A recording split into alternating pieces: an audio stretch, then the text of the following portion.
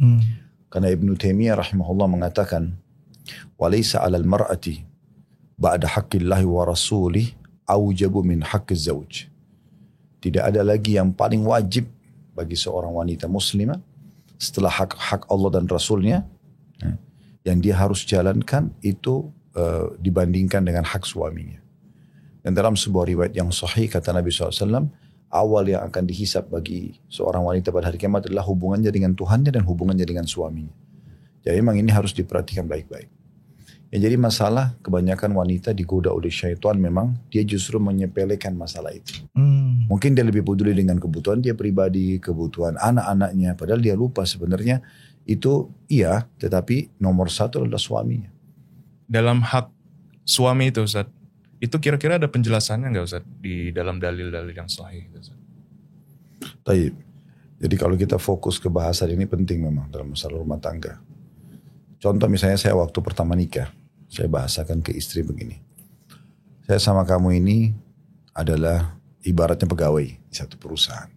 Perusahaan itu namanya rumah tangga. Pemiliknya adalah Allah. Kalau saya menjalankan tugas yang merupakan kewajiban saya, yang hak kamu, atau sebaliknya kamu juga menjalankan tugas kamu yang merupakan kewajiban, berarti itu adalah hak saya, maka otomatis kita akan mendapatkan gajinya. Nah, kalau dalam bahasa agama itu pahala. Oleh karena itu setiap suami istri harus bisa memahami mana yang merupakan kewajiban dia, yang akhirnya merupakan hak pasangannya, dan mana juga yang merupakan hak dia, merupakan kewajiban pasangannya. Kalau kita fokus sekarang ke masalah kewajiban istri, yaitu merupakan hak suami, ini memang poin yang paling dasar yang harus dibahas dalam masalah rumah tangga. Karena ini adalah hak yang paling tinggi. Sebelum menikah, si istri ini punya kewajiban berbakti sama kedua orang tuanya. Dan itu dinomor satukan. Ya dia harus santun, dia harus ramah, dia harus bakti. Makna bakti itu kan luas sekali. Dia berkhidmah, ya, kemudian dia mengalah. Itu semua masuk dalam masalah bakti. Dia mendahulukan orang tuanya. Dia tidak bertutur kata yang kasar misalnya. Nah setelah dia menikah, maka semua yang merupakan tadi skala prioritas buat kedua orang tua itu pindah ke suaminya. Jadi makna kalimat bakti sepenuhnya ini pindah ke suami.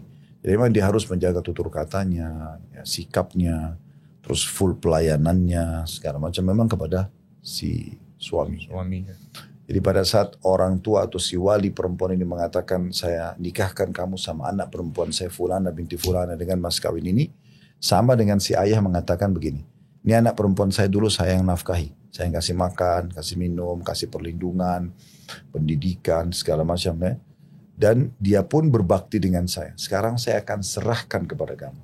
Kamu terima gak? Iya saya terima nikahnya. Oke, sekarang udah pindah nih, silakan pindah ke rumah kamu, urus semuanya ya. Nah dengan serah terima itu, berarti sang ayah dari nomor 1 menjadi nomor 2 sekarang. Jadi nomor 2. Dalam banget maknanya ya. Akad nikah itu. Dan itu perpindahan tanggung jawab ya Ustaz ya. Dari seorang ayah ke seorang suami. Ya, dan suami di sini kenapa dia lebih besar nanti kedudukannya? Karena memang dia orang asing. Kalau ayah si wanita ini, dia pemilik sperma. Jadi wajar ya. Jadi itu seperti bagian dari tubuh dia. Jadi wajar saja kalau si anak itu harus bakti. Dan dia pun wajar memberikan perhatian ekstra. Tetapi kalau suami, orang asing. Kan tidak boleh menikah sama mahram kan. Dia orang dari luar. Orang dari luar yang tidak dikenal tiba-tiba datang melamar dia. Dan setelah akad nikah, maka tiba-tiba saja diwajibkan bagi si laki-laki ini untuk melindungi, memberikan nafkah, memberikan pakaian, makanan dan segala macam. Ya, sementara pasti ada feedbacknya kan. Nah, si perempuan ini juga harus bakti, berbuat baik, mengalah, memberikan yang terbaik untuk suaminya. Itu kan perpindahan bakti dari orang tua ke suami, Ustaz. Tapi kalau kita ukur, Ustaz, lebih mulia mana, Ustaz? Mulia bakti sama orang tua atau mulia bakti sama suami, Ustaz? Tentu suami. Tentu suami. Karena setelah akad nikah tadi saya bilang itu sudah perpindahan transisi.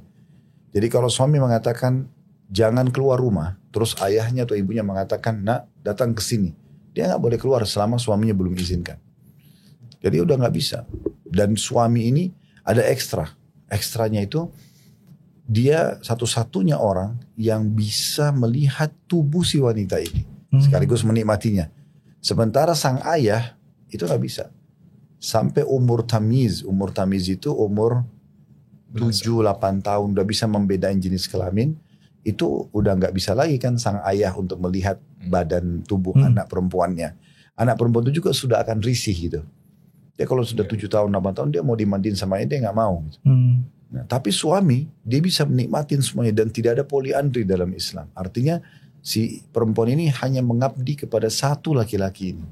Karena kan kalau poliandri berarti 2 suami, dua-duanya tuangkan sperma lalu hamil si wanita, siapa ayah? Iya, nggak jelas. Ya, jadi memang kedudukannya itu luar biasa. Ya, dalam sebuah hadis yang sahih ada seorang wanita, masih gadis dia. Di masa Nabi SAW sebelum menikah dia datang ke Nabi. Dia mengatakan, ya Rasulullah sebelum saya nikah saya ingin tahu apa hak suami saya.